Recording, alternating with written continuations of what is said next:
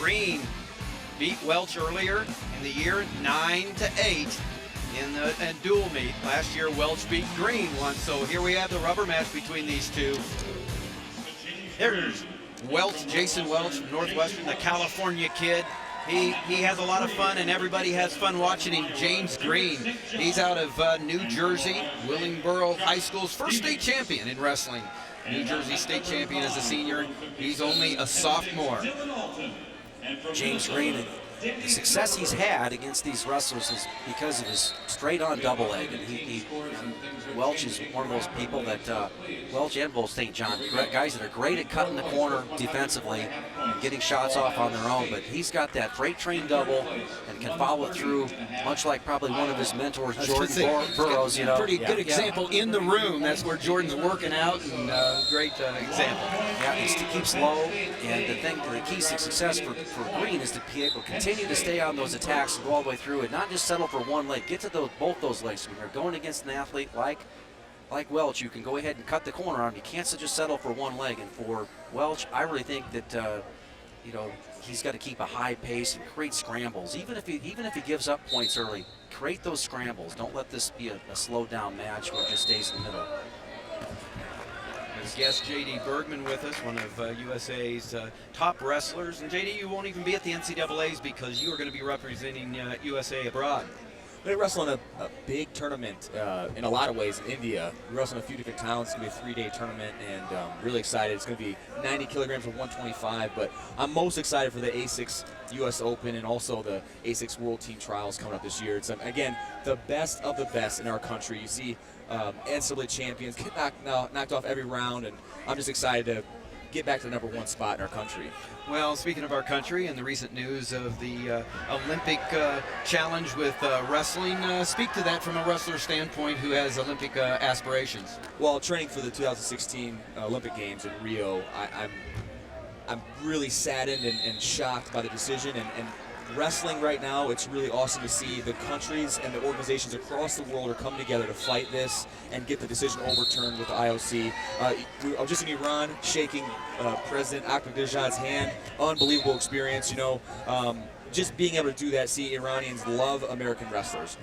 They were rooting for Jordan Burroughs like he was an American, or like he was an Iranian, I'm sorry. Yeah, and that's how this, turn of events here could really organize people here. But you take a look at, wrestling with the Russians and the Central Europeans and the Iranians, as you mentioned here, creating an organic effort here where these guys, we can make some changes here within the FILA and the IOC decision. And I think we're going to let Russia take the driver's seat there and having America take the back seat. But we're going to do everything we can to come together as a sport worldwide to get this decision overturned. Hopefully the Olympic sport of wrestling is still maintained in 2020. The announcement a few weeks ago coming that the wrestling will not be a part of the core sports in the 2020 Olympics. Of course, they will be in the 2016 Olympics, and the coalition that we are talking about, Turkey, Iran, Russia, the United States, trying to overturn that decision and that suggestion by the IOC. And J.D. Bergman, obviously one of our best to USA Wrestling, speaking to, along with Jim Gibbons, speaking to how the wrestling community worldwide has come together. And one thing, though, wrestling is alive and well. The Big Ten championships, they don't get any better than this in the conferences. The NCAA championships, 100,000 people over 3 days coming for those 3 days. Wrestling is alive and well, and it's exciting. It's growing at the youth level, and we just want to be able to keep it in the Olympics as well. It is growing at the youth level, and I'm just so excited again, just for the future of wrestling. It's my job. It's what I do right now for the next 4 years, and it's again good to see how much people are doing. And what people need to do at home is go to themat.com and go to Save Olympic Wrestling Facebook page, go to things like that, and see what you can do. Make your voice be heard. Well, J.D., you're a great representative of the USA Wrestling program, and we wish you the best of luck in your trip to India, the U.S. A6 Open, and the coming World Team Trials that are coming up. Thank you for joining us today, representing USA Wrestling, and best to you. Thank you very much for having me. Thanks, J.D. And speaking of job, take a look at what Jason Welch was able to do here. No scoring in the first period, and that's an advantage, I think, here for Green. And Welch was able to go ahead and get a quick escape. So we'll see a little bit better commitment. And now stall warning against Green. That gets Mark Manning off the bench here. And again, a little bit better scrambles. These guys are picking up their pace here in the second period. A little blood timeout by Green. You see the international rankings going across the bottom of your screen. The Fox box are the seeds for the tournament. Welch, the number 2 seed in the tournament. Green, the number 4 seed. And you saw Green was the number 6 ranked wrestler down in the national rankings. He's going to come back to the center. There's interested observers. James Green's parents from New Jersey with the Nebraska colors on.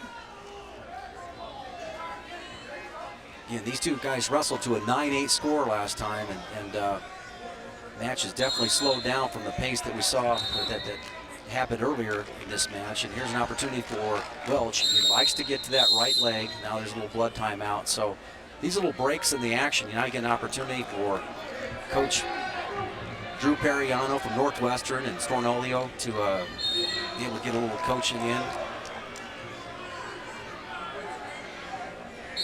Ryan Snyder on your left, NCAA runner-up. He's got it coming out of both nostrils there, so. There's Welch, a 2-time All-American, looking for his first Big Ten title after finishing runner-up twice. Here's 149 place winners. Ivan Lobachonsky from Purdue gets 3rd place. Osterman from Michigan State gets 5th place.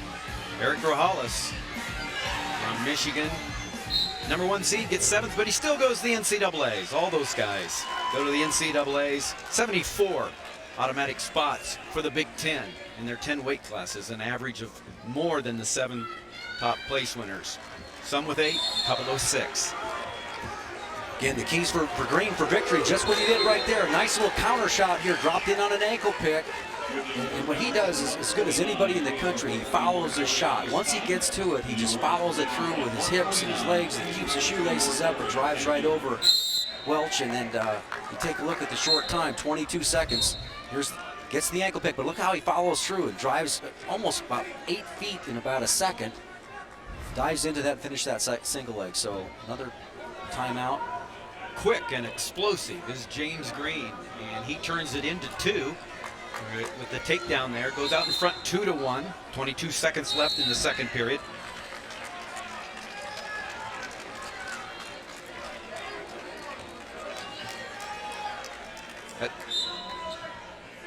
Here's the meet summary. We started with a barn burner and Jesse Delgado winning it 10-4. Very dominant performance with several shots and a 6-point win. And then Logan Stieber, a late takedown in sudden victory over Tony Ramos. Important situation here for Welch here, trying to get an escape. He does have the ability to go ahead and do a shoulder roll. He likes to roll, scramble. Nice job of Green basically getting below the waist right there. Now short time again. So that's, you know, so many times in Tim, you get to tournament wrestling, it's these 10 to 15 second goes, right? Can you hold a guy down? I mean, this is just like the rodeo. Stay on for 10 seconds. You wonder why you do these in the practice room. 10-second goes. Green rides out that second period and keeps his 2-1 lead. The takedown and the ride out, big, as Jim pointed out, big opportunity met. And when you get a ride out like that, now you have options, okay? You could go ahead and you know, go neutral if he wanted to, and this gives Welch an opportunity. If he goes ahead and rides out, he can go ahead and stay with it. But that ride out situation for Green gave him an opportunity to play strategy. He needs to stay active right here. It'll be interesting to see how committed Welch is to the top position right now, being behind by 1 point. There's Dad, John Welch, in from California to see his son try to win his first Big Ten championship. His son has given him so many thrills over the years. He'd like to get something on his resume that he has yet to accomplish, and it's a Big Ten championship. The two-time All-American from Northwestern. New late coming in for Welch. Green doing a nice job of back pressuring back into the key moment here. This is an opportunity to score for Welch, but he's able to hip heist and get his hips out and get a reversal. 2 points reversal for Green, and 2 points reversal for Jason Welch. So he's right back to where he was. A little more than a minute 10 left in regulation. It's 4-3, no riding time advantage. Jason Welch is trailing James Green. Well, Welch has options right now. If he can stay in the top position, he'll get riding time, right? Riding time is already 10, 11 seconds in his favor, 12 seconds, so 55 seconds left. If he stays in the top position, he can tie this match up, and you can see the contortion he's putting Green through right now. He not only has an opportunity to go ahead and keep riding time, but go ahead and get back points, so this start is really important. But you see how athletic Green is and able to go ahead and get that reversal. The key moment is able to get his hips out, so we're gonna have a little blood timeout right there. Drew Periano, the head coach of Northwestern. And there is no time limit to the blood timeout. There's John Welch looking on. John was at the same hotel we were at, and here's the reversal situation. Look how Green is able to get his hips out. Look at that athletic move right there, sliding the lower leg under and getting the belt buckle now down to the mat, and he's able to go ahead and get the 2 points. 44 seconds left. Regulation time, 4-3 lead by James Green from Nebraska in the bottom position. I know that during that blood timeout, I'm sure Mark Manning let Green know that if he goes ahead and gets an escape, he wins this match. Potential for back points. And he does have back points. He has back points. Could he get a fall? He does! Wow. The fall for Jason Welch, just like that. Northwestern's Jason Welch gets his first Big Ten championships in a big way. The scores are taking over in this finals, Tim. If you can put up points, you're going to be winning a championship here today. And great example of that with Jason Welch catching James Green, who's having a great tournament, but not better than that man with the title. With the smile and a game won, as JD was talking about earlier. There's a man who loves the sport. Take a look at it here. Scramble situation. He has the leg laced. Green tried to turn into it here, able to settle his hips back here. He doesn't have anything really solid, but he's got the cradle locked up right now. Gets the head off the mat, and there's the fall.